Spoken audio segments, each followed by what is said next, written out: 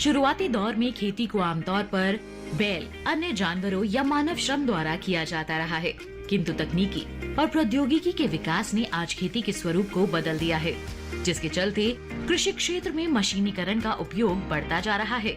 रबी फसलों की बात करें तो रबी फसलों की अच्छी पैदावार के लिए कंबाइन द्वारा काटी गई धान की पराली को खेतों में सही तरीके से बिखेरना जरूरी है। पराली को खेतों से बिना निकाले गेहूं, मसूर, मटर, मूंग और सरसों की सीधी बिजाई करने के लिए कृषि वैज्ञानिकों ने हैप्पी सीडर मशीन के रूप में समाधान निकाला है। हैप्पी सीडर पराली संभालने वाला रोटर व जीरो टिल ड्रिल गेहूं की बुआई का काम करती है।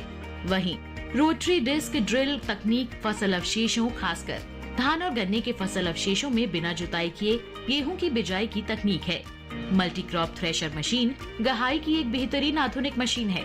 इस मशीन का उपयोग उच्च क्षमता के साथ फसलों की गहाई कर फसल के दाने और भूसे को अलग अलग करना है। इस उपकरण की मदद से 20 से ज्यादा फसलों की गहाई यानी फसल के दाने को अलग किया जाता है। यंत्रीकरण के साथ ही फसलों का अवशेष प्रबंधन भी जरूरी है।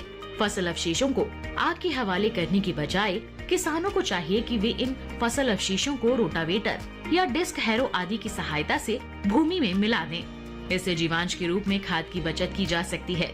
फसल अवशेषों को खेत में मिलाने से भूमि की उर्वरा शक्ति बढ़ने के साथ ही अनेक लाभ मिलते हैं।